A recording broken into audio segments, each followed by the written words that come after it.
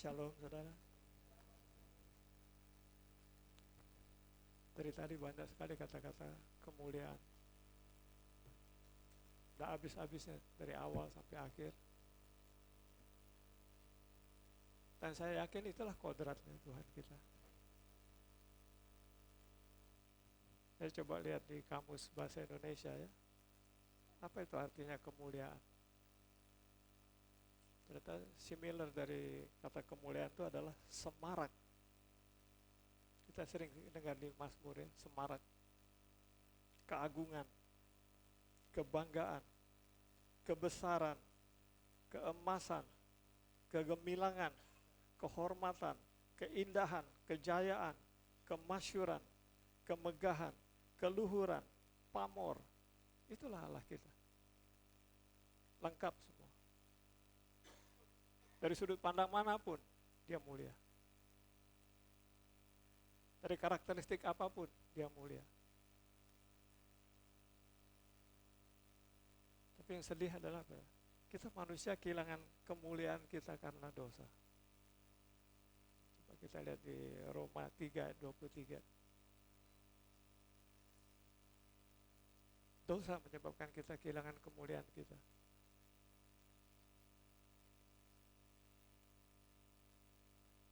Karena semua orang telah berbuat dosa dan telah kehilangan kemuliaan Allah. Itu yang hilang. Dan tadi kita bilang,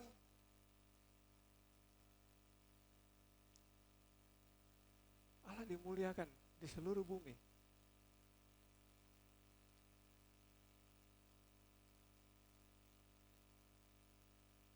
Dan dia mau itu benar-benar digenapi. Bagaimana caranya? Dia harus masuk di dalam hidup kita.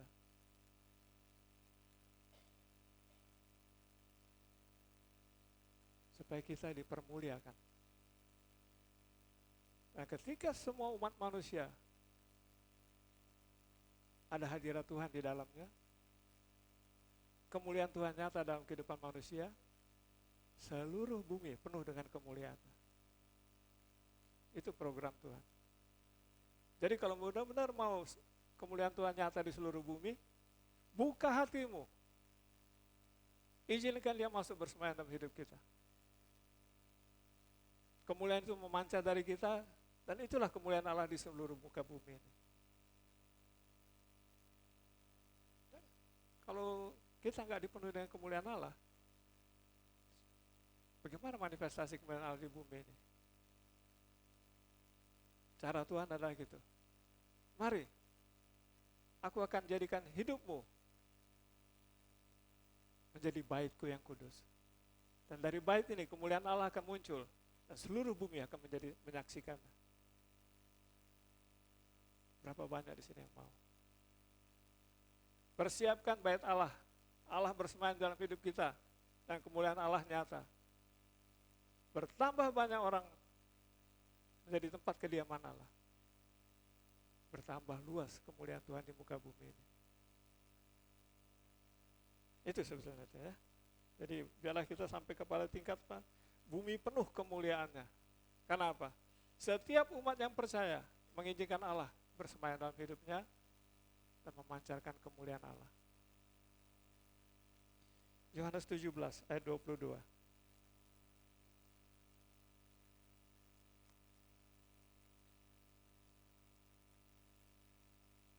Dan aku telah berikan kepada mereka kemuliaan yang engkau berikan kepadaku, supaya mereka menjadi satu, sama seperti kita adalah satu. Ini ucapan siapa? Yesus. Jadi Yesus yang memberikan kemuliaan kepada kita, karena dia juga menerima kemuliaan itu dari Bapanya. Ketika Bapa mengutus anaknya dan anaknya taat dan setia, dia menerima kemuliaan. Dan Yesus bilang, dia mengutus Anda dan saya. Dan kita pun akan terima kemuliaan yang dia terima dari Bapanya. Jadi kemuliaan ini berasal dari Yesus ya. 2 Tesalonika 2 ayat 14.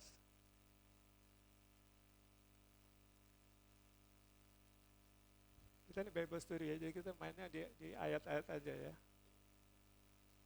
Untuk itulah ia telah memanggil kamu oleh Injil yang kami beritakan, sehingga kamu boleh memperoleh kemuliaan Yesus Kristus Tuhan kita. Bagaimana kemuliaan datang hadir dalam hidup kita? Melalui Injil.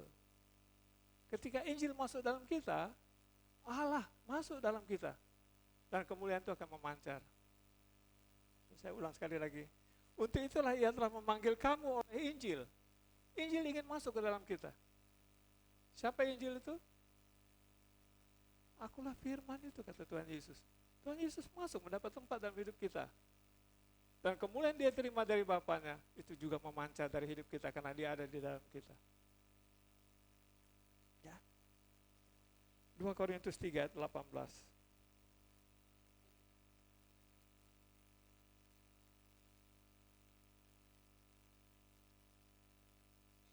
Dan kita semua mencerminkan kemuliaan Tuhan dengan muka yang tidak berselubung. Dan karena kemuliaan itu datangnya dari Tuhan yang adalah roh, maka kita diubah menjadi serupa dengan gambarnya dalam kemuliaan yang semakin besar. Roh berkarya di dalam kita. Ku buka hati untuk rohmu Tuhan. Izinkan dia berkarya sebebas-bebasnya. Dan kemuliaan Tuhan akan memancar dari hidup kita. Izinkan Injil masuk ke dalam kita. Kita menjadi tempat Tuhan bersemayam. Dan Tuhan itu mulia. Nah ini, kemuliaan ini ada 3 sumber ya. Ada kemuliaan yang sifatnya rohani. Kemuliaan sifatnya rohani.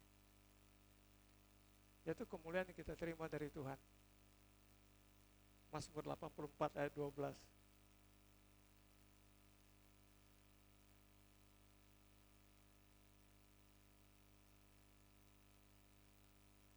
Mazmur 84 ayat 12. Ya Tuhan semesta, berbahagialah manusia yang percaya kepadamu. Ya. Percaya kepadanya. Kenapa? Kita membuka hati bagi dia. Kita mengizinkan dia masuk. 2 Korintus 3 ayat 18. Tadi kita sudah bicara kan, bahwa itu karya roh. Jadi begitu kita membuka hati kita, itu karena roh. Bukan memilih aku, tapi aku memilih kamu. Tidak ada seorang pun bisa datang kepadaku kalau Bapa tidak mengaruniakannya kepadamu.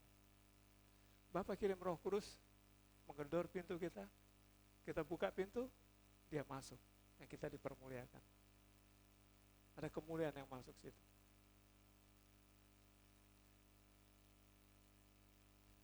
Tadi kita sudah baca juga tuh Yohanes 17 tadi, kemuliaan itu sumbernya dari Yesus juga.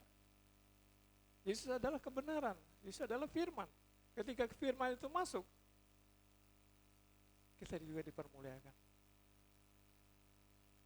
Ya, jadi ini kemuliaan yang sifatnya rohani. Coba kita lihat di Markus 8 ayat 38.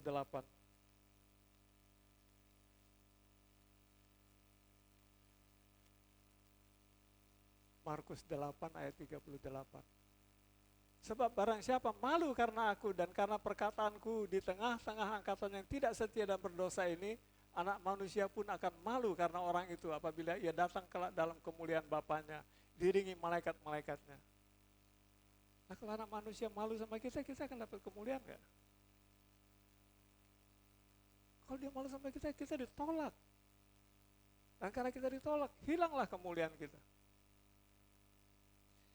Markus 13 ayat 26.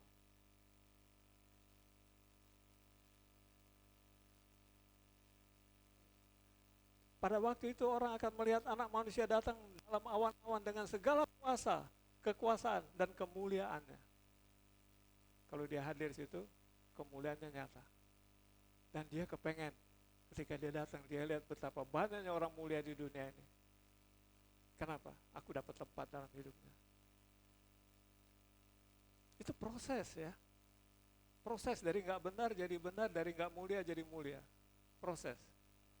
Butuh waktu, butuh perjuangan, butuh semangat, butuh kekuatan, tuntunan. Ya, dan kemuliaan Tuhan itu sifatnya adalah kekal.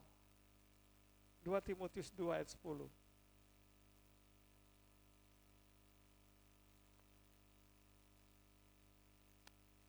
itu aku sabar menanggung semuanya itu bagi orang-orang pilihan Allah. Orang-orang pilihan Allah, artinya enggak semua orang. Berbagai kita semua ya. Bukan kamu yang memilih aku, tapi aku memilih kamu. Yang kita sudah terpilih, sehingga kita izinkan enggak kemuliaan itu bertumbuh dalam kita. Sampai kemudian digenapi itu, bumi penuh dengan kemuliaan. Supaya mereka juga mendapat keselamatan dalam Kristus Yesus dengan kemuliaan yang kekal. Ternyata buah dari keselamatan itu adalah kemuliaan. Kita selamat dulu, baru mulia. Bukan kebalikannya, bukan mulia dulu, baru selamat. Enggak, selamat dulu. Kenapa kita selamat?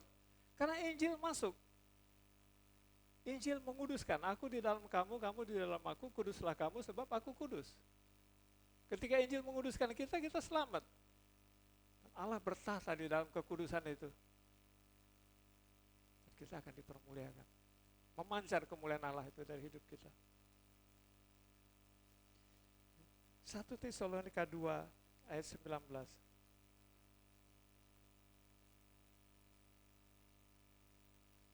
Sebab siapakah harapan kami atau sukacita kami atau mahkota kemegahan kami di hadapan Yesus Tuhan kita pada waktu datangnya kalau bukan kamu? Ya.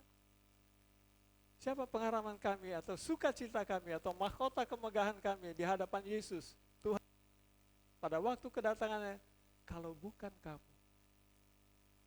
Ini ucapan siapa nih? Ucapan hamba-hamba yang melayani, hamba-hamba yang membawa berita kebenaran, hamba-hamba yang menginjili. Ayat 20.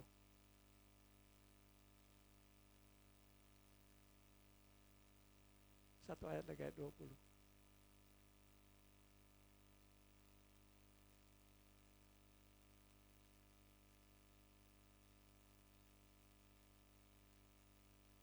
Satu Tesalonika 2 ayat 20.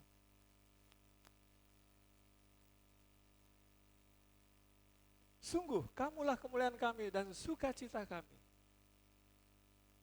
Jadi ketika hamba-hamba Tuhan datang kepada itu, seperti Yesus ingin datang kepada kita, kita pun datang kepada orang lain membawa kemuliaan itu. Ini tanggung jawab pelayanan. Tambah banyak kita melayani orang, tambah besar kemuliaan, tambah luas kemuliaan Allah di muka bumi ini. Dan itu patut kita banggakan. Kenapa? Kemuliaan yang kita bawa kepada orang lain diterima dan bumi penuh dengan kemuliaan.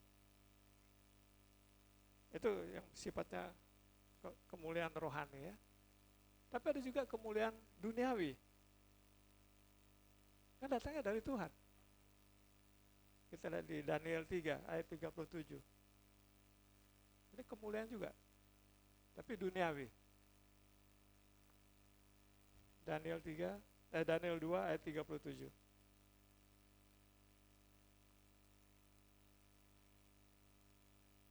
Ya Tuhanku Raja, Raja segala raja yang kepadanya oleh Allah semesta langit telah diberikan kerajaan. Diberikan kerajaan. Seorang raja yang punya kerajaan itu mulia enggak? Mulia. Diberikan kekuasaan, mulia enggak? Diberikan kekuatan dan kemuliaan. Dari mana sumbernya? Tidak ada pemimpin yang bisa jadi pemimpin kalau tidak diangkat Tuhan.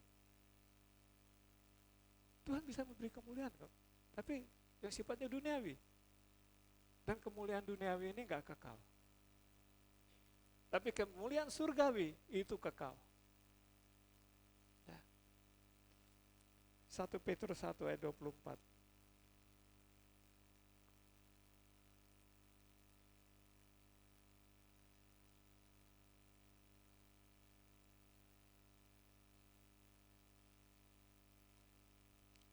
Satu Petrus 1 ayat 24. Sebab semua yang hidup adalah seperti rumput dan segala kemuliaannya seperti bunga rumput. Rumput menjadi kering dan bunga gugur. Itu kemuliaan duniawi. Suatu hari kita jadi presiden, habis itu presiden nggak ada lagi. Suatu hari kita jadi pejabat tinggi, habis itu pejabat tingginya nggak ada lagi. Suatu hari kita jadi jaksa agung, habis itu diganti.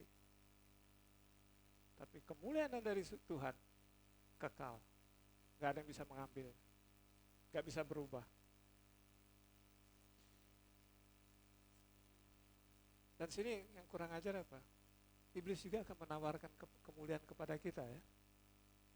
Kita lihat di Matius 4 ayat 8.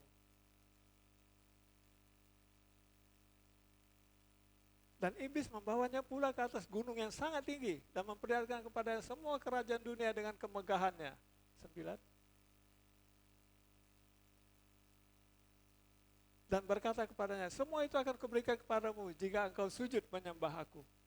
Iblis juga mau kasih kita kemuliaan, tapi syaratnya satu, sembah dia. Dan berapa banyak orang terkecoh situ ya. Dia rindu kemuliaan, dia kepengen kemuliaan, tawaran iblis dia terima. Pengen kaya, tawaran iblis dia terima. Pergi dia ke Gunung Kawi, tapi habis itu rohnya kegade. Iblis menawarkan kemuliaan, iblis menawarkan harta, iblis menawarkan kemuliaan.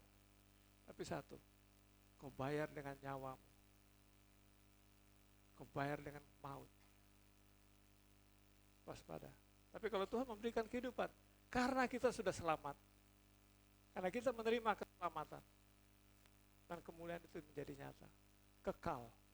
Tapi kalau Anda terima kemuliaan yang berasal dari iblis, maut dan kekal. Hosea 4 ayat 7.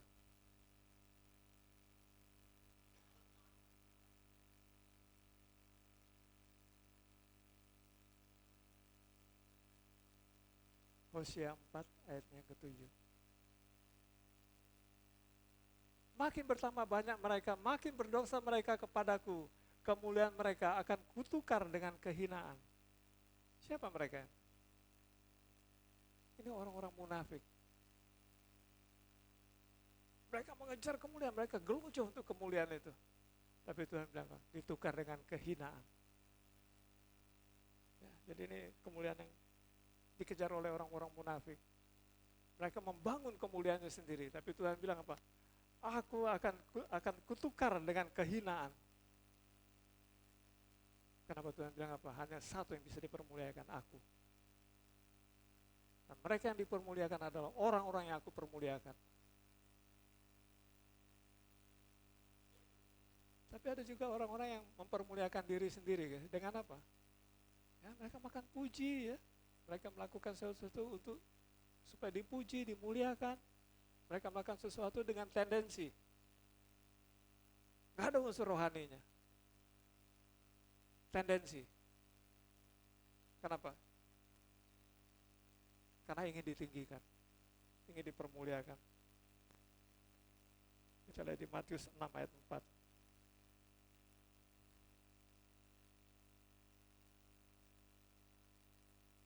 Hendaklah sedekahmu itu diberikan dengan tersembunyi, maka Bapamu yang melihat yang tersembunyi akan membalasnya kepadamu. Berapa banyak orang ya, pamer kepada orang bilang, oh hebat loh dia kasihnya banyak duit ya, kasih gini nih. Dipermuliakan, kenapa? Dia mengangkat dirinya sendiri. Tapi ketika kita memberi dan tangan kanan memberi, tangan kiri tidak mengetahuinya, Bapamu, dia akan membalaskannya. Dia melihat itu sebagai kebaikan dan dia akan mempermuliakan gitu. Dia melihat itu sebagai apa? Inilah hatiku. Aku tuh begitu. Dan aku senang ketika aku melakukan sesuai dengan hatiku. 1 Tesalonika 2 ayat 6.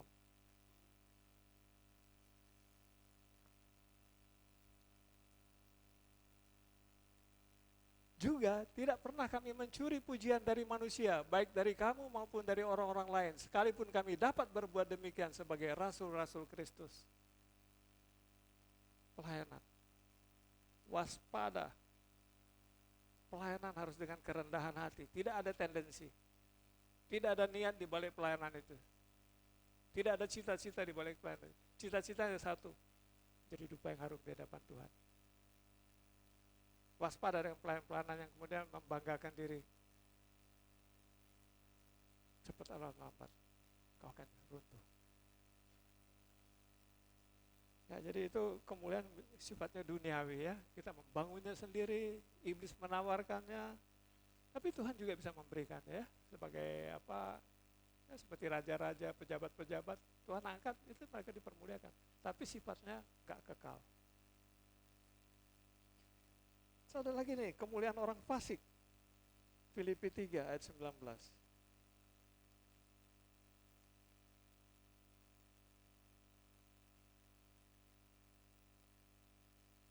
Kesudahan mereka ialah kebinasaan, Tuhan mereka ialah perut mereka, kemuliaan mereka ialah aib mereka, pikiran mereka semata-mata tertuju kepada perkara duniawi.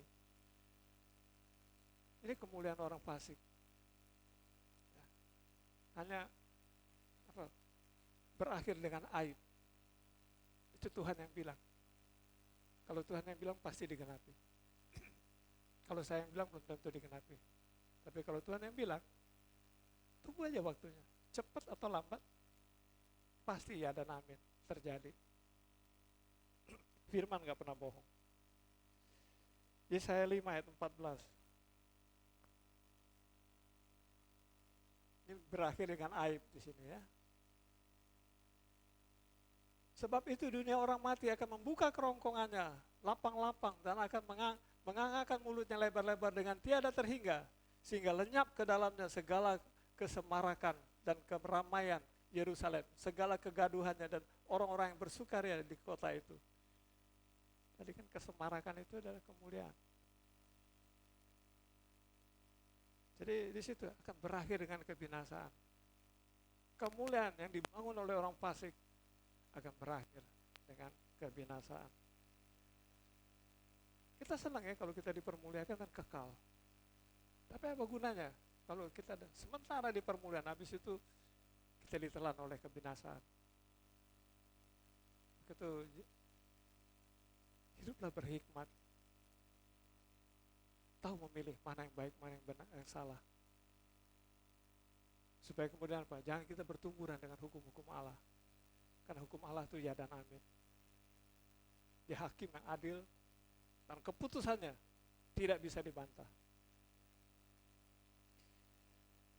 Nah, sini bagaimana kita mewujudkan kemuliaan rohani dalam hidup ini? Ya, kita pasti bertanya. Ya. Tadi kita dengar kemuliaan, tapi bagaimana kita mewujudkan dalam hidup kita? Yuk kita lihat di Ibrani 2 ayat 9. Ibrani 2 ayat 9 dan 10. Tetapi dia yang untuk waktu yang singkat dibuat sedikit lebih rendah daripada malaikat-malaikat, yaitu Yesus kita lihat, yang karena penderitaan maut dimahkotai dengan kemuliaan dan hormat, supaya oleh kasih karunia Allah ia mengalami maut bagi semua manusia. Lihat kan? Direndahkan, lebih rendah sedikit dari malaikat. Sebab memang sesuai dengan keadaan Allah yang baginya dan olehnya segala sesuatu dijadikan, yaitu Allah yang membawa banyak orang kepada kemuliaan, juga menyempurnakan Yesus yang keselamatan dengan apa? Dengan penderitaan. Jadi kalau kita mau dipermuliakan, rumusnya lewati penderitaan itu. Yesus dipermuliakan karena dia mau menderita. Dia mau direndahkan. Dia Allah, tapi direndahkan lebih rendah dari malaikat. Dia rela. Berapa banyak kita mau direndahkan, berapa banyak kita mau menderita. Tapi kemuliaannya mau. Kalau hari ini Anda sedang direndahkan, katakan amin. Ujungnya Anda akan dipermuliakan. Kalau hari ini Anda menderita, katakan amin. Kemuliaan akan muncul, akan terbit. So, jangan takut direndahkan, jangan takut dipermuliakan. Kenapa? Dia yang tinggal di dalam kita itu besar. Lebih besar dari apapun yang ada di dunia ini. Nah, kalau dia ada di sini, kita akan dipermuliakan. Mau atau tidak mau. Semua akan memuliakannya, karena Raja itu ada di dalam hidup kita. Tapi berapa banyak mau bayar harga? Direndahkan, kita berontak. menderita, kita berontak. Katanya aku anak Tuhan kan berkuasa, anak Tuhan kan mestinya kaya, anak Tuhan mestinya makmur. Dan kita mulai menghardik penderitaan itu. Tidak bisa. Yesus nggak menghardik ketika dia mau naik ke kayu salib. Tapi dia berdoa, beri aku kekuatan Tuhan. Jika boleh cawan ini singkirkan daripadaku. Tapi jangan kehendakku, kehendakmu lah. Kenapa? Karena dia akan dipermuliakan. Dia nggak lari. Alkitab bilang apa? Keringatnya seperti darah. Dia bergumul karena saat itu dia harus membuat keputusan. Dia benar-benar manusia seperti kita. Nggak gampang. Dia tahu kalau dia naik ke situ ada sengsara. Tapi habis itu ada kemuliaan yang tiada terhingga, nggak bisa diukur oleh apapun. Jadi jangan ngeluh, stop ngeluh. Kalau itu semua dalam rangka Tuhan mempermuliakan kita, katakan amin. Tuhan baik, karena seluruh bumi sudah kehilangan kemuliaan karena dosa. Nah, dengan kita menguduskan diri kita menyatu dengan Tuhan, dosa dikalahkan. Dan seperti Yesus dipermuliakan oleh Bapaknya, kalau Yesus hadir dalam hidup kita pun dipermuliakan olehnya. Maka tadi firman bilang kan, yang diberi, aku memberikan kemuliaanku kepada mereka, kemuliaan aku terima daripada Bapa.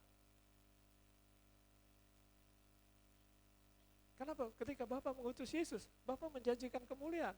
Nah, ketika Yesus mengutus Anda dan saya, kemuliaan itu pun diberikan oleh Yesus kepada kita. Ya. Kita di Roma 8 ayat 18.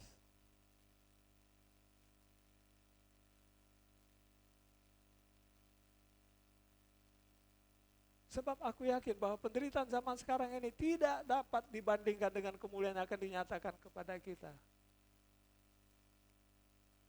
Berapa banyak tertarik dengan iklan ini? Bahwa penderitaan zaman sekarang ini tidak dapat dibandingkan dengan kemuliaan yang akan dinyatakan kepada kita.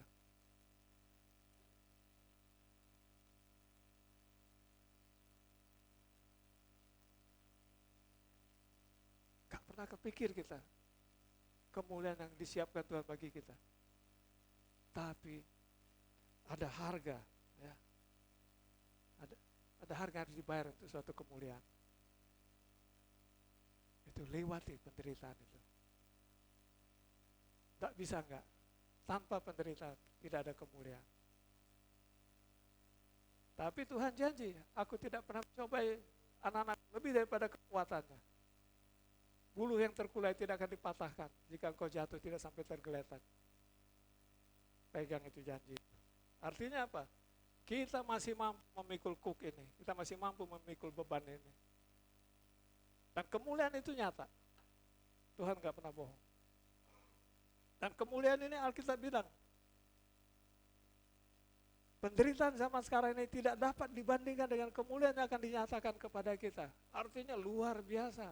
Gak ada dalam benak kita, gak pernah kita punya cita-cita sampai situ. Gak pernah kebayang. Karena itu surprise bagi semua orang yang menang. Surprise.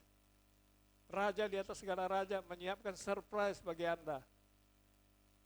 Berapa banyak yang tertarik? Kadang-kadang kita seperti Esau, kita tukar hak kesulungan kita hanya gara-gara urusan perut.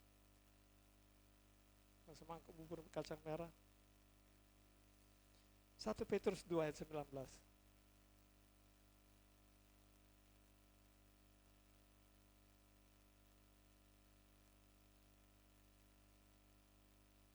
Sebab adalah kasih karunia jika seorang karena sadar akan kehendak Allah menanggung penderitaan yang tidak harus ia tanggung. Ini kasih karunia. Kasih karunia itu adalah pemberian Allah. Nah, saya dulu pernah khotbah sini ya.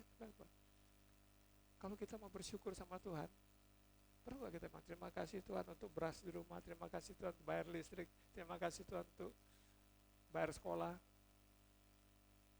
Tak usah, cukup katakan terima kasih Tuhan untuk kasih karunia-Mu. Semua pemberian Tuhan genap di situ. Kita kenal juga ada kasih setia Tuhan. Artinya penyertaan Tuhan. Bersyukur untuk kasih setia Tuhan. Tuhan menuntun kita, Tuhan menyertai kita dalam kehidupan ini. Kita bersyukur untuk kasih karunia Tuhan. Karena apa? Ini pemberian, saya pakai baju ini kasih karunia Tuhan.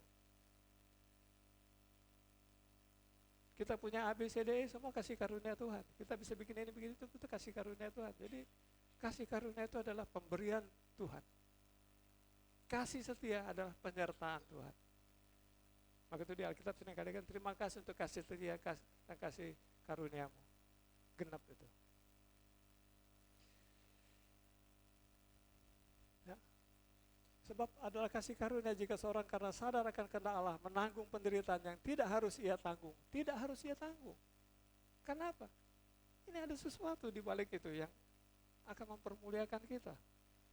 Nah, artinya apa? Ada harga yang dibayar untuk kemuliaan itu. 2 Korintus 4 ayat 17.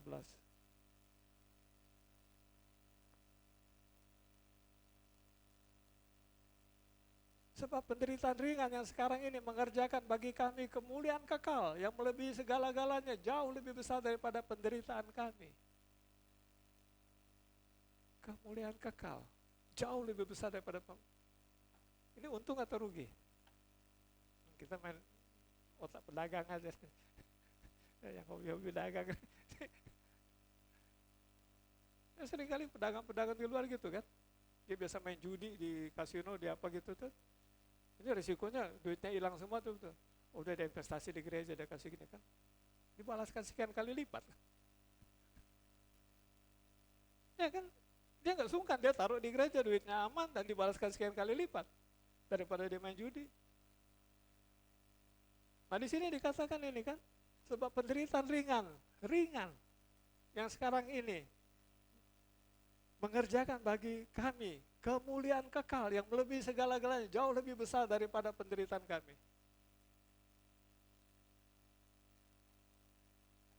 Jangan orang Kristen kalah sama tukang judi ya. Tukang judi berani tangkap ini. Karena ada keuntungan besar di balik itu. Orang Kristen harus lebih bijak. Tangkap ini keuntungan besar ini karena kekal. Gak bakal hilang, gak rugi. Bayarannya hanya satu, sedikit penderitaan.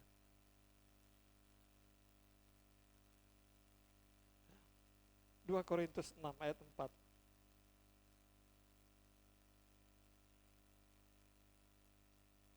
Sebaliknya dalam segala hal kami menunjukkan bahwa kami adalah pelayan Allah, yaitu dalam menahan dengan penuh kesabaran dalam penderitaan, kesesakan, dan kesukaran.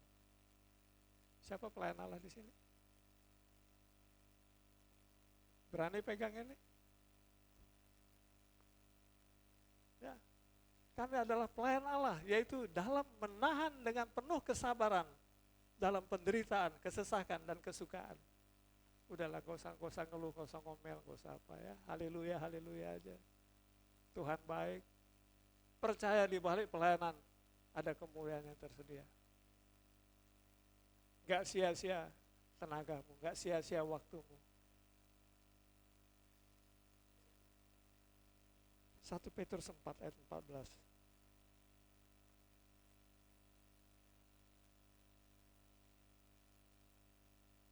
Berbahagialah kamu jika kamu dinista karena nama Kristus, sebab roh kemuliaan, yaitu roh Allah, ada padamu. Kenapa kita bisa kuat? Karena dia ada di dalam kita. Dan itu kemuliaan kita.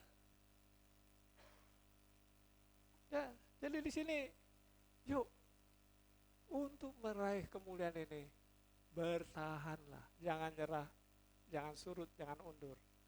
Bertahan, gak sia-sia usahamu.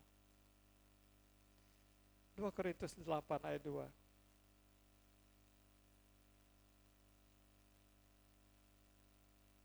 Korintus 8 ayat yang kedua. Selagi dicobai dengan berat dalam pelbagai penderitaan, sukacita mereka meluap, dan meskipun mereka sangat miskin, namun mereka kaya dalam kemurahan. Apapun, jangan menghilangkan sukacita kita. Kenapa? Sukacita itu adalah Allah sendiri. Maka itu kalau orang bilang dia ada Tuhan, tapi mukanya merem, gitu. Gak ada sukacita, di mana Allah? Allah kita ada sukacita, Allah kita ada damai sejahtera. Kalau seseorang gak punya sukacita, gak punya damai sejahtera, terus di mana Allah? Jaga itu damai sejahteramu, jaga sukacitamu. Itu dunia melihat bahwa Allahmu ada di situ. Karena dia adalah sukacita itu sendiri dan dia adalah damai sejahtera itu sendiri. Ya, apapun persoalan kita, jangan kehilangan sukacita, jangan kehilangan damai sejahtera. Pertahankan itu ya. Ibrani 10 ayat 34.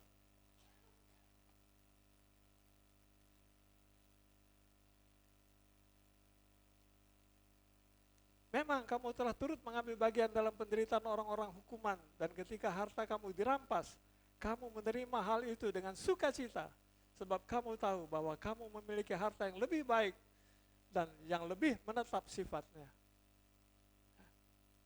Jangan takut ya. Mau kita dirugikan, mau kita dirampok, mau kita diapa, nggak usah khawatir. Relakan. Mata Tuhan kita tidak buta. Apa menjadi hak milik kita, tetap menjadi hak milik kita. Maksud saya selalu punya prinsip gini ya, kalau orang ambil barang kita, itu kan pemberian Bapakku. Orang ambil. Yang mesti sebel kita, Bapak kita yang sebel. Tapi kadang-kadang kenapa kita yang sebel ya? Kita sebel diambil kita punya. Padahal itu pemberian Bapak, mestinya Bapak yang sebel. Nah ini hak anakku ini.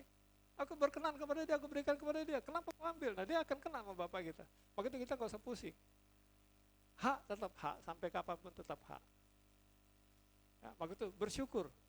Terima kasih Bapakku memberikan ini kepadaku. Oh, orang ambil, nah masalah dia sama dia. Nah, pemberi. Ya, kesana iman kita harus bertumbuh ya, bahwa apa? Semua pemberian Bapak itu mutlak. Kenapa? Hati Bapak melekat sama orang yang dia berikan itu. Siapa yang mengambil hak kita? Berurusan sama Bapak. 1 Petrus 2 ayat 19.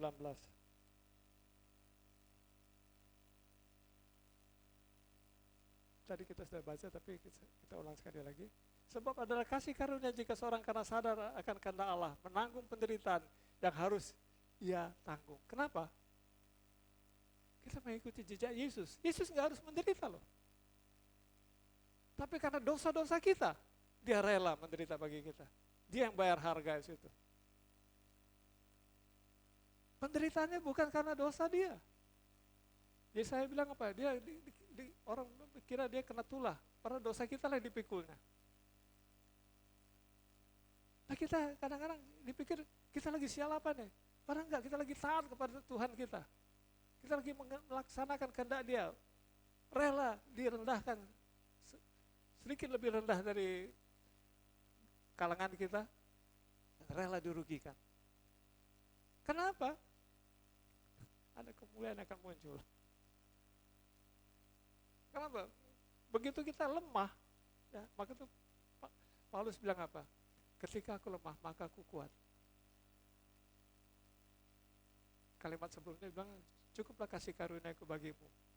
Justru dalam kelemahanmu lah kuasaku jadi sempurna. Paulus bilang, ketika aku lemah, maka aku kuat. Kenapa? Tuhan hadir dalam hidupnya. Tuhan datang menolong. Tuhan menjadi kekuatannya. Ya, itu bikin kenapa Paulus itu dalam mengajar, dalam apa, dia seperti apa, orang fanatik Tuhan gitu ya. Kenapa? Dia mengalami itu. Dia mengalami itu. Dia punya pergumulan, 3 kali aku mohon agar utusan iblis undur kepadaku. Tapi jawab Tuhan, cukuplah kasih karunia-Ku bagimu. Justru dalam kelemahanmu lah kuasaku jadi sempurna. Yesus dalam kelemahannya, kuasanya sempurna. Dia mengalahkan maut. Di mana kelemahannya? Dia tampil anak domba. Nah kita juga, tampillah dalam kelemahan kita, kuasa surga turun. Dan itu menjadi kekuatan orang Kristen. Orang Kristen nggak adu otot. Tapi orang Kristen sini, oke, gue lemah, gue jadi domba. Tapi kalau dia terkamnya kayak singa. Waktu Yesus mengalahkan maut, gelarnya bukan singa dari Yehuda ya, tapi anak domba Allah. Ini benar-benar mempermalukan kerajaan maut. Kita selalu bangga pakai gambar singa di sini. Tapi yang paling hebat itu anak domba itu yang mengalahkan maut. Singa dari itu adalah lambang ya, sebagai gambaran bahwa dia berkuasa. Tapi ketika dia tampil, justru dalam kelemahan lah dia tampil. Dan itu benar-benar menghina dunia kegelapan. Tapi lihat, anak-anak muda zaman sekarang senang pakai gambar monster, seperti monster itu hebat, monster bike, monster audio, monster car, seperti monster itu hebat. Mana monster kalah sama anak domba. Kalau benar-benar anak Kristen ini dia pasang anak domba di sini. Power of the Lamb. Itu rohani. Dan itu fakta, dibuktikan, terbukti. Iblis mukanya jelek, pakai taring, pakai apa gitu, bilang jagoan lagi. Orang-orang kadang-kadang pakai tato segala macam sini apa. Dikira hebat gitu ya. Padahal kalau hebat itu jadilah anak domba. Tak terkalahkan. Dia bisa lepaskan manusia dari maut. Maut itu yang paling menakutkan di dunia ini. Tapi anak domba bisa melepaskannya. Jadi kita ikuti teladan Kristus ya. 1 Petrus 4 ayat 1.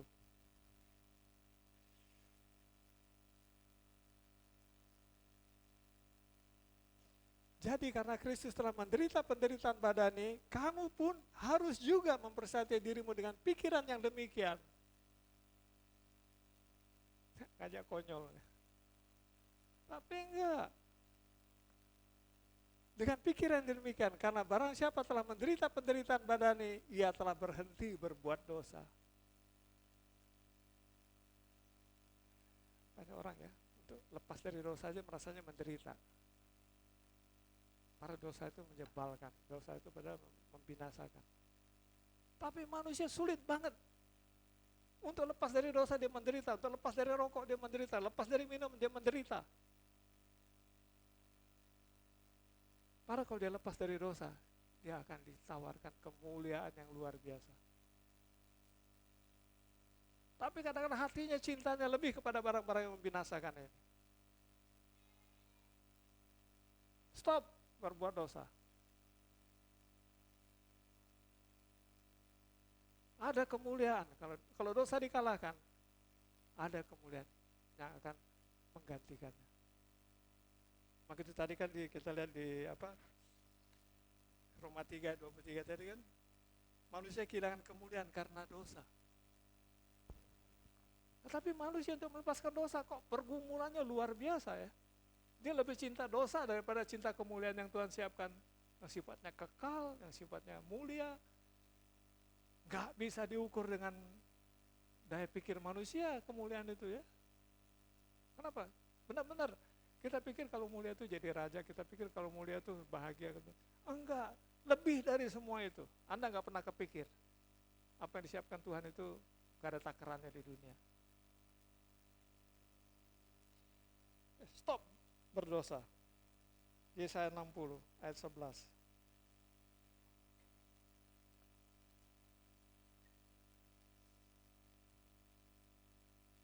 Pintu-pintu gerbangmu akan terbuka senantiasa, baik siang maupun malam, tidak akan tertutup, supaya orang dapat membawa kekayaan bangsa-bangsa kepadamu, sedang raja-raja mereka ikut digiring sebagai tawanan. Kekayaan bangsa-bangsa akan disuguhkan kepadamu, dan penguasa-penguasanya sujud di hadapanmu. Kemuliaan bukan ini? 12. Sungguh bangsa dan kerajaan yang tidak mau mengabdi kepadamu akan lenyap, bangsa-bangsa itu akan dirusak binasakan. Kemuliaan bukan ini? Siapa gak mau takluk sama kita? Dirusak binasakan. Firman yang bilang, bukan saya. 13. Kemuliaan Libanon, yaitu pohon sanobar, pohon berangan, dan pohon cemara akan dibawa bersama-sama kepadamu untuk mempersemarak tempat bait kudusku. Kenapa itu dibawa? Karena Allah bersemayam di dalam kita. Allah bersemayam di dalam kita. Aku mengutuk, barang siapa buka pintu, aku datang makan bersama-sama dia. Tadi, nyanyi, buka hatimu, buka hatimu. Ya, berapa banyak buka hati mengizinkan Allah masuk bersemayam. Dan raja-raja akan datang sujud di hadapan kita. Harta bangsa-bangsa akan mengalir kepada kita. Kita akan dipermuliakan. Ya. Sebab aku hendak memuliakan tempat kakiku berjejak. Di mana dia berjejak? Dalam kehidupan kita. Dia akan mempermuliakan tempat kakiku berjejak. Dia masuk di sini, semua akan takluk kepada kita. Kenapa? Ada dia, raja di atas segala raja dalam hidup kita. Jangan keraskan hati kita, jangan tutup pintu. Buka pintu bagi dia. Izinkan dia masuk. Kemuliaan menyertainya. Raja ingin datang ke dalam hidup kita. Nah, kalau dia datang dan bersemayam dalam hidup kita dipermuliakan. Efesius 2 ayat 21. Efesius 2 ayat 21. Di dalam dia tumbuh seluruh bangunan rapi tersusun menjadi bait Allah yang kudus di dalam Tuhan. Menjadi bait Allah yang kudus di dalam Tuhan. Ayat 22. Di dalam dia kamu juga turut dibangun menjadi tempat kediaman Allah di dalam roh. Tidak tahukah kamu bahwa tubuh adalah bait Allah, bahwa roh Allah diam di dalam kamu? Dia akan berdiam dalam kita dan kemuliaan menyertainya. Dan ketika dia dalam kita, kemuliaan itu memancar dari hidup kita. Dan bumi akan penuh dengan kemuliaan. Bertambah banyak bait Allah dibangun di dalam umat Tuhan. Bertambah mulia bumi ini. Nah, jadi Tuhan yang akan menolong kita untuk merenovasi bait Allah kita supaya layak menjadi tempat dia huniannya, tempat dia berpijak kaki, tempat dia tinggal. Ketika dia tinggal di situ, kemuliaannya terpancar dari hidup kita. 1 Petrus 4 ayat 13.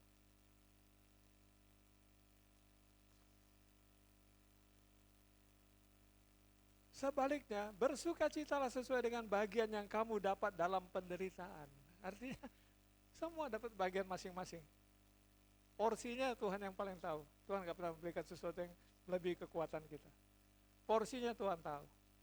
Nah, dan di sini dikatakan, bersukacitalah sesuai dengan bagian yang kamu dapat dalam penderitaan Kristus.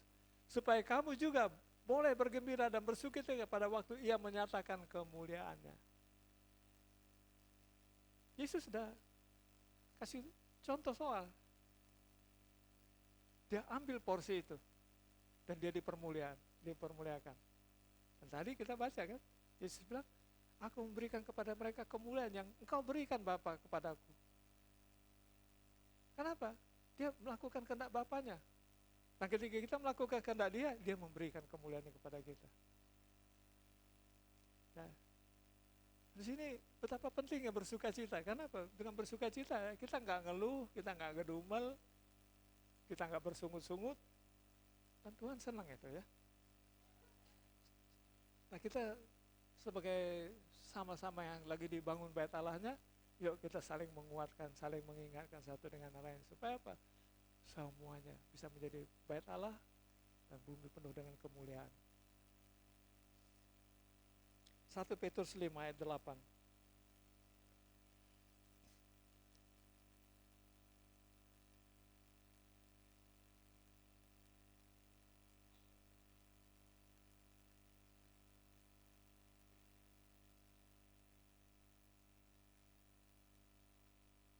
Satu Petrus 5 ayat 8.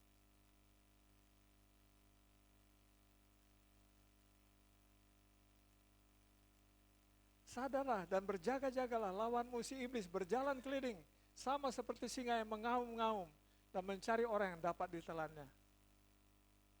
Tuhan lagi mau menyatakan kemuliaan dalam hidup kita, iblis keliling, ngincar. Alkitab yang bilang, iblis keliling. Setiap orang yang mau membangun bait Allah dan menjadikan dirinya tempat kediaman Allah, Anda diincar iblis. 9. Lawanlah dia dengan iman yang teguh, sebab kamu tahu bahwa semua saudaramu di seluruh dunia menanggung penderitaan yang sama. Semua menanggung penderitaan itu. Siapapun yang buka dirinya menjadi bait Allah, Anda diincar setan. Penderitaannya sama. Setan hanya punya satu, dia mau teror kita supaya bait Allah itu rubuh. Supaya kemuliaan Tuhan gak nyata. Supaya dunia ini jadi gelap, gak ada kemuliaan di sini. 10. Dan Allah sumber segala kasih karunia yang telah memanggil kamu dalam Kristus kepada kemuliaan yang kekal, akan melengkapi, meneguhkan, menguatkan, dan mengokohkan kamu sesudah kamu menderita seketika lamanya. Mau? Seketika, gak lama. Tapi kemuliaannya kekal. Seketika. Jangan jadi Esau. Seketika perutnya kenyang, tapi kesulungannya hilang. Berapa banyak kita rela itu? Gara-gara apa? Kedagingan kita menolak. Daging gak mau. Daging mau memproduksi dosa. Tapi roh akan mengikis dosa. Sadar atau enggak sadar, terjadi peperangan di dalam kita. Dan kita adalah battlefield-nya. Kita merasakan pertempuran itu dalam kita. Itu yang bikin menderita. Tapi jika Tuhan besertaku, siapa lawanku? Udah, dan itu proyeknya Tuhan kok. Dia mau bikin bait Allah, dia mau tinggal dalam kita, dia mau bersemayam dalam kita. Ya. Jadi lawan iblis karena ada Tuhan yang menyertai kita. Jangan terintimidasi. Tetap lawan. Kalau Anda terintimidasi, Anda bilang gini nih, Roh Kudus tolong aku. Dan Yesus bilang, aku pergi tapi aku kirim penolong dan penghibur, yaitu Roh Kudus yang tinggal bersama-sama kamu. Penolong dan penghibur. Kapan dia menolong kita? Waktu kita butuh pertolongan. Dan kapan dia menghibur kita? Ketika kita harus berjalan dengan iman. Ya, jadi ada sahabat kita yang baik, yang akan menolong kita menggenapi rencana Tuhan dalam hidup kita, namanya Roh Kudus. Bergaul indah dengan Roh Kudus, Anda gak akan nyesal. 1 Petrus 4 ayat 17.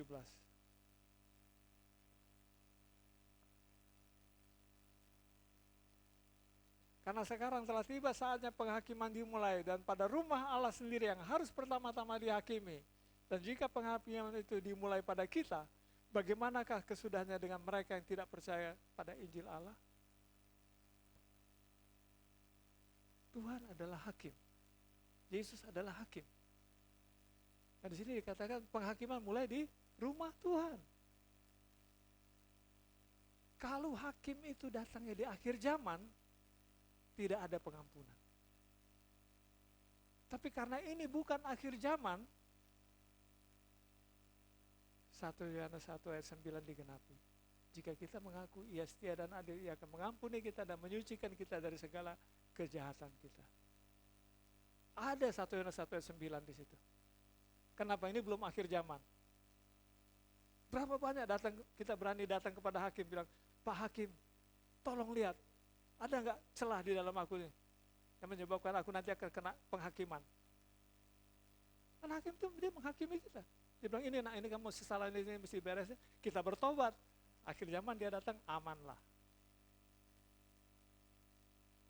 Kenapa? Kalau dia benar-benar datang dengan segala kemuliaan di akhir zaman, tidak ada pengampunan. Dia datang untuk melemparkan orang ke neraka atau membawa orang ke surga. Berapa banyak di antara kita hari ini berani datang kepada hakim itu. Tolong Pak Hakim, hakimi aku sekarang. Ujilah aku Tuhan, cobalah aku Tuhan. Banyak orang gak berani nyanyi lagu ini, karena apa? Dia bilang, gue mesti ngaco.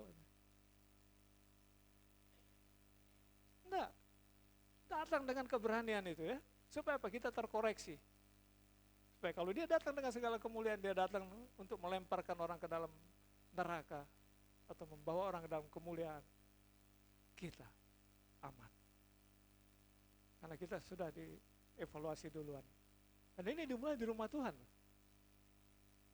Berapa banyak di antara kita sini mau berdoa, Tuhan, ini kelemahanku Tuhan, tolong Tuhan, kalau Engkau enggak angkat kelemahanku ini Tuhan, aku enggak bisa jadi mempelai-Mu, Engkau tidak bisa bawa pulang aku.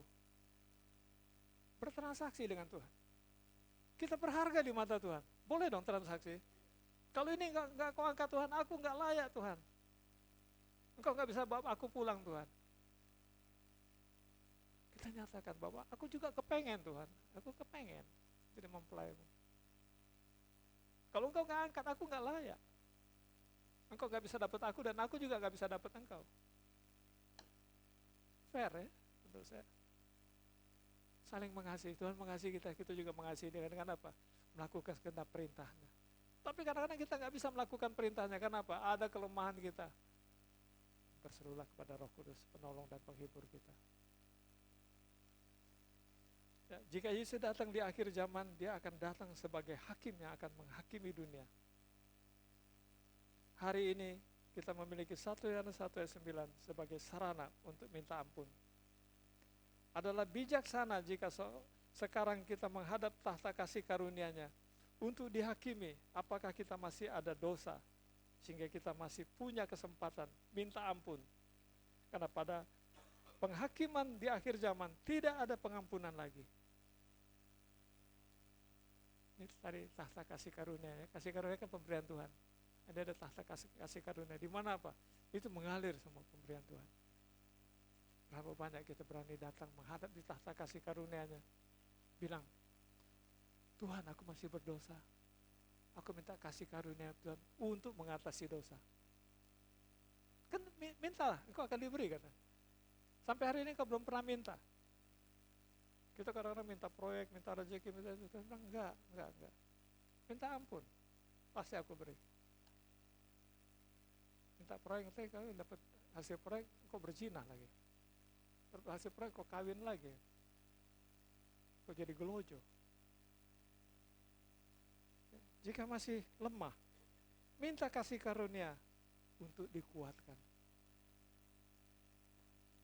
Minta kasih karunia untuk bisa mengasihi Tuhan. Tahtanya itu nyata, tahta kasih karunia Tuhan itu nyata. Berapa banyak kita mau tersungkur di hadapan tahtanya, bilang, Tuhan, aku mau mengasihi Engkau Tuhan. Berikan kekuatan kepadaku, kemampuan. Minta kasih karunia untuk menyelesaikan tugas-tugas kita sebagai hamba Tuhan. Tugas-tugas pelayanan kita, supaya jangan ada yang mangkrak. Minta kasih karunia untuk bisa mengasihi sesama. Kadang-kadang sulit untuk mengasihi sesama, tapi kita bisa datang ke tahta kasih karunia Allah dan minta, Tuhan, mampukan saya mengasihi sesamaku Tuhan. Karena itu kan perintah utama yang Tuhan berikan, kasih sesamamu. Minta kasih karunia untuk bisa memiliki hati Tuhan. Pernah gak kita minta hal-hal ini kepada Tuhan? Memiliki hati Tuhan, supaya apa? Bagaimana Tuhan melihat Ibu Wati? Itulah cara saya memandang Ibu Wati. Hatinya Tuhan harus ada pada kita, sehingga kita nggak menghakimi dengan semena-mena, kita tidak menilai dengan semena-mena, tapi apa yang ada pada Tuhan, itu yang ada pada kita. Semua orang kita nilai dengan kacamatanya Tuhan, dengan sudut pandang Tuhan, dengan hatinya Tuhan. Tuhan akan memberikan kasih karunia kepada mereka. Siapa mereka? Mereka yang rendah hati. Orang yang rendah hati akan penuh dengan kasih karunia Tuhan. Tinggi hati menyebabkan kejatuhan. Dulu kan semua pernah itu ya, yang gerombolan iblis itu, buku itu ya. Itu kan yang penglihatannya adalah apa? Hamba-hamba Tuhan dengan urapan, dengan senjata lengkap berjalan. Tiba-tiba si tokoh ini melihat ada serangan dari sebelah kanan. Tapi hamba Tuhan ini gak bisa melihat, mereka tetap berjalan. Ada serangan. Dan tokoh ini bertanya kepada Hikmat, kenapa mereka nggak bisa? Teman-teman, situ ada musuh sebelah kananmu. Si Hikmat bilang apa? Mereka tidak bisa melihat musuh karena mereka tidak dilengkapi dengan jubah kerendahan hati.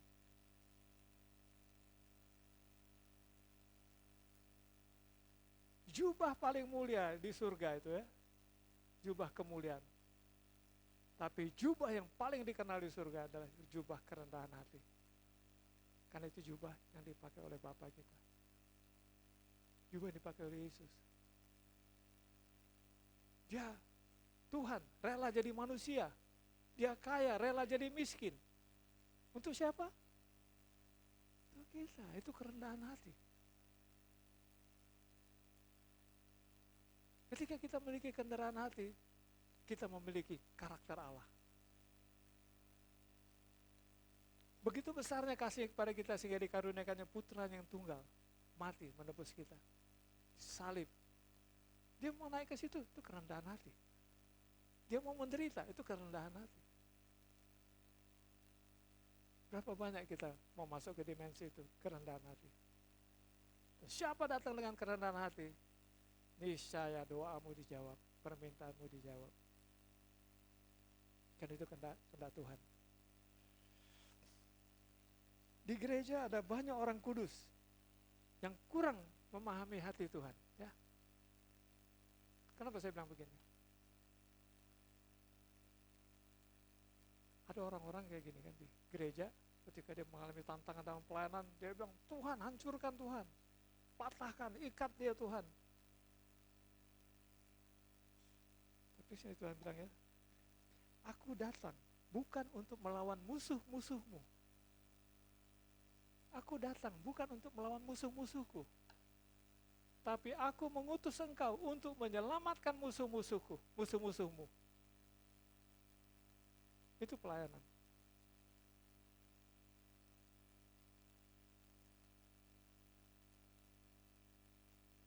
Kita lihat di Lukas 9 ayat 54. Lukas 9 ayat 54. Ketika dua muridnya yaitu Yakobus dan Yohanes melihat hal itu, jadi ini Yesus lagi ditolak di Samaria.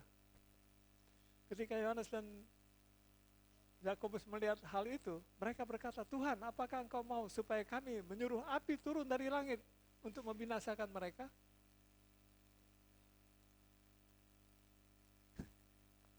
Mereka terhina, merasa karena Yesus ditolak di Samaria, mereka bilang, apa perlu nih kami doa api turun dari langit? 55.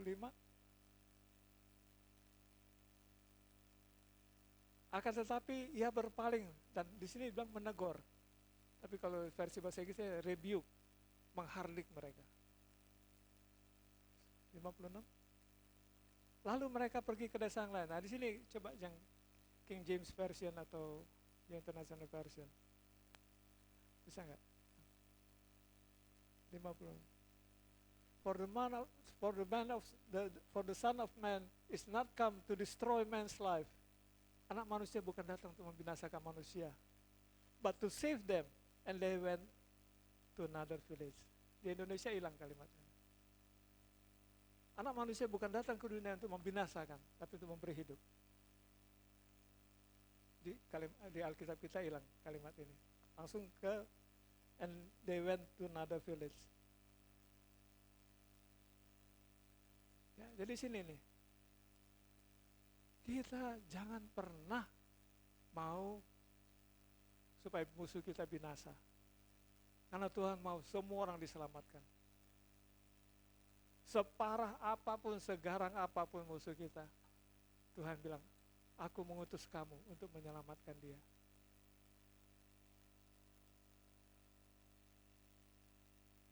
Jadi kunci gini nih, kalau kita berdoa, kan yang reseh musuh kita kan, reseh dia serang kita.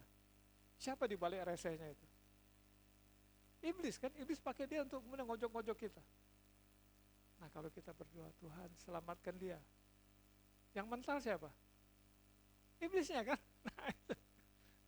Tapi kalau kita minta dia kena kutuk, dia kena apa? Loh yang binasa dia. Iblisnya ketawa. Maka itu, ya udah, minta doa keselamatan.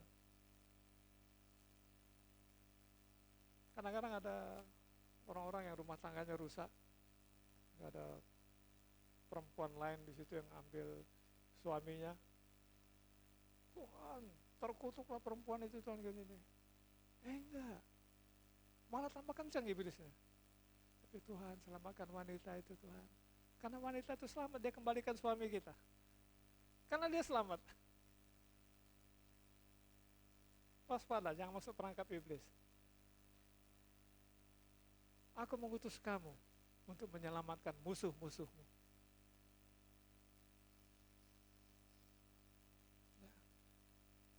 Tuhan melengkapi gereja dengan kuasa dan karunia. Semua itu bukan untuk membinasakan, melainkan untuk menyatakan kasih-Nya. Jadi kalau kita punya karunia, kita punya kuasa, bukan untuk membinasakan, justru untuk menunjukkan kasih. Nah, sebelum akhir zaman tiba, Tuhan menghakimi kita agar yang buta atau bersalah bisa melihat kesalahannya, atau menyadari kesalahannya, dan yang berdosa dan yang tidak merasa bersalah menjadi buta dan dibinasakan. Sini, banyak orang kan, dia jadi buta, kenapa? Dia nggak pernah melihat kesalahannya. Tapi berapa banyak orang yang kesalahannya diungkapkan Tuhan sehingga mereka melek. Kita lihat ya, Paulus waktu dia membunuh Stefanus, itu karena dia buta, dia merasa dirinya benar. Kenapa dia harus buta? Supaya dia melihat kesalahannya. Dan dia diselamatkan, bahkan dipakai Tuhan. Jadi kadang-kadang apa? Saat ini berapa banyak di antara kita yang saking merasa nggak bersalah, benar-benar buta dia.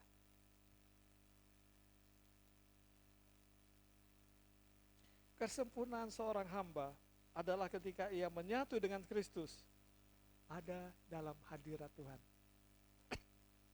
Selama kita ada dalam hadirat Tuhan, kita menyatu dengan Dia. Dan melangkah dalam kehendak-Nya. Kita sering lihat kan, ada kalimat yang bilang gini, adapun hidupku ini bukan aku lagi, tapi Kristus yang ada di dalam aku. Ya. Ada dalam hadirat tanpa kerendahan hati. Jadi kita ada dalam hadirat Tuhan. Tapi tanpa dilengkapi dengan kerendahan hati, kita akan jadi Lucifer. Kenapa? Ketika Lucifer ada di dalam hadirat ya, dan di hadirat yang rank 1, Bapa, tapi dia nggak punya kerendahan hati, akhirnya dia kepengen jadi sama seperti Allah. Maka itu waspada, penting bagi kita kerendahan hati itu, supaya kita nggak mencuri kemuliaan Tuhan. Kita tidak melanggar batas-batas yang digariskan untuk kita. Kerendahan hati. Merasa superior. Ya. Kamu boleh melayani dengan beribu-ribu karunia tanpa kasih, nggak ada gunanya. Kamu boleh melayani sampai membakar dirimu tanpa kasih, nggak ada gunanya. Kasih itu tidak menyakiti siapapun. Kasih itu rindu agar semua diselamatkan. Kasih itu rindu agar semua diberkati. Kasih itu rindu agar apa yang aku terima, mereka terima. Tuhan beri kuasa kepada kita bukan agar kita percaya kepadanya. Kita kesini kan dikasih kuasa ya. Bukan supaya kita percaya bahwa Tuhan itu Allah. Tapi supaya kita percaya akan kasih-Nya. Jadi kamu boleh punya karunia apapun ya, kamu boleh tembok ini keluar air gitu, jangan bangga. Tapi kemudian apa? Bersyukur karena itulah kasih Tuhan. Saya pernah khotbah di sini kan nanti kalau akhir zaman kita nggak bisa punya beli makan, beli minum. Tapi katanya di akhir zaman ini Tuhan akan ciptakan bejana-bejana yang mulia yang akan terima kuasa yang tiada taranya. Ketika kita kelaparan, kita nggak punya minuman, tembok keluar air. Itu kasih Tuhan. Kita ambil beras, kita ambil pasir, taruh di tanakan, jadi nasi. Itu kasih Tuhan. Itu bukannya hebatnya seorang gembala, bukan hebatnya seorang yang bikin mujizat itu, tapi itu kasih Tuhan. Itu yang harus kita sadari. Jangan mencuri kemuliaan Tuhan. Jangan jadi kehilangan kerendahan hati kita. Jangan kita pikir kita yang bikin itu. Tidak bisa. Sadar, itu kasih Tuhan semua. Saya bisa bikin ini, saya bisa nyembuhin orang. Itu karena kasih Tuhan. Saya bisa bikin mujizat, itu karena kasih Tuhan. Bukan karena saya hebat, bukan saya gagah perkasa. Itu harus genap dalam kehidupan seorang hamba ya. Kerendahan hati. Semua karena Tuhan, bukan karena aku. Aku hanya salurannya untuk menyatakan kasih Tuhan kepadamu. Karena itu stop kejar kuasa, tapi cari kasih-Nya. Biarlah kasih Tuhan itu melimpah dalam hidup kita, sehingga apa? Kita ketemu siapapun, kasih banjir. Kita ketemu siapa, kasih membanjiri mereka. Orang hanya merasakan kasih itu melalui hidup kita. Ya, dan Tuhan akan dipermuliakan. Penekanan dalam suatu pelayanan bukanlah mengukur kekuatan manusia. Jadi bukan, wah ini saya hebat nih, bisa bikin begini, bisa bikin gitu. Enggak, bukan kehebatan manusianya itu. Tapi melainkan mengukur kelemahan manusia.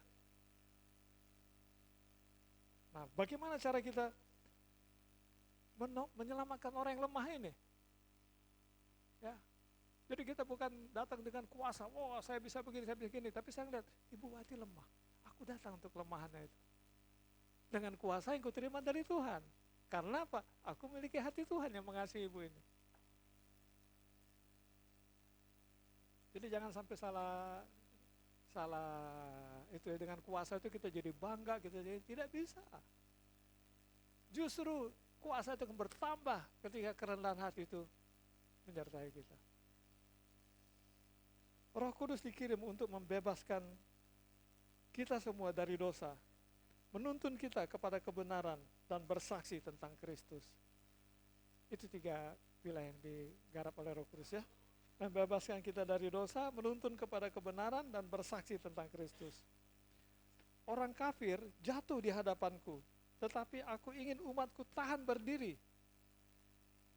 Orang kafir jatuh di hadapanku, tapi aku ingin umatku tahan berdiri, agar aku dapat menggunakan mereka. Jika rohku menjamahmu, engkau harus mampu tetap berdiri. Saya yakin pasti punya banyak pengalaman ya. Waktu kita dulu kanak-kanak rohani baru bertobat, altar call, tumpang tangan, gedubuk jatuh. Kenapa jatuh? Orang kafir yang jatuh itu. Kenapa rohnya belum kuat? Nah, kemudian hari kita bertumbuh, kita ditumpang tangan, kita nggak jatuh. Kita tersinggung. Kenapa nggak jatuh? Kan konyol. Ini Tuhan bilang apa? Engkau harus mampu tetap berdiri supaya aku bisa mengutus engkau, karena penuh sudah aku di dalam kamu. Yang jatuh-jatuh itu gara-gara apa? Masih ada kekafiran di situ. Masih ada kelemahan. Gak usah tersinggung kalau di tumpang tangan ada hamba Tuhan bisa datang tumpang tangan, Anda gak jatuh. Anda bisa bilang, aku setara dengan engkau. Iya, tapi berapa banyak kan? Kadang-kadang gak perlu jatuh, dia jatuhin diri sendiri. Perhatikan, kalau kita jatuh karena Roh Kudus, jatuhnya halus. Tapi kalau jatuhin diri sini gedebuk. Ya. Dan banyak orang gara-gara apa? Wah gak enak nih kalau gak jatuh nih, dia jatuhin diri sendiri. Pada sini Tuhan bilang apa? Engkau harus tetap berdiri. Kenapa? Artinya engkau siap. Engkau sudah siap, engkau sudah penuh. Tidak ada kelemahan lagi di dalam engkau. Nah ini sudut-sudut pandang yang menurut saya seringkali salah di lapangan. Setiap orang yang mau dipakai Tuhan harus ada dalam hadirat Tuhan. Dan tidak boleh melihat kelemahannya, kekurangannya, melainkan menyadari akan kelebihan Tuhan. Jadi kunci sini, ketika saya mau dipakai Tuhan, saya nggak bilang, saya kan nggak bisa, saya kan nggak bisa khotbah, saya kan nggak bisa begini, saya kan nggak punya api. Tidak, kalau Tuhan mengutus, kita lihat apa? Dia maha kuasa, dia mengutus saya, aku bisa. Apa dia akan melengkapi kita? Jadi jangan minder kalau jadi hamba. Tuhan gak pernah utus orang yang gak mampu. Musa gak pernah kepikir ya, dia giniin tongkatnya ke laut, laut terbelah. Gak pernah kepikir Musa. Musa gak pernah kepikir dia ketok batu itu batu keluar air. Kalau mau ngandalin Musa gak mungkin itu. Tapi karena Musa diutus Tuhan, Musa lakukan, air mancur, laut terbelah.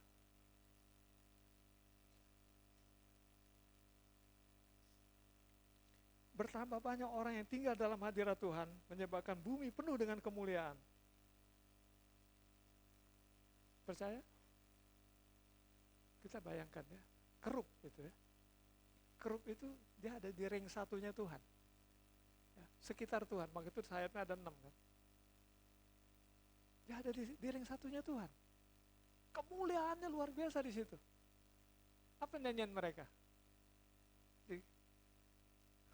Bumi penuh kemuliaannya.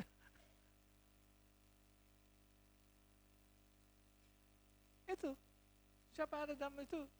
Ketika mereka mutlak tunduk kepada yang Maha Kuasa itu, tinggi nilainya. Kita adalah utusan Tuhan untuk menyampaikan kebenaran. Kita semua utusan Tuhan untuk menyampaikan kebenaran. Yunus, ketika dia diutus untuk menyampaikan kebenaran ke Niniwe, dia sempat lari. Tapi habis itu dia balik.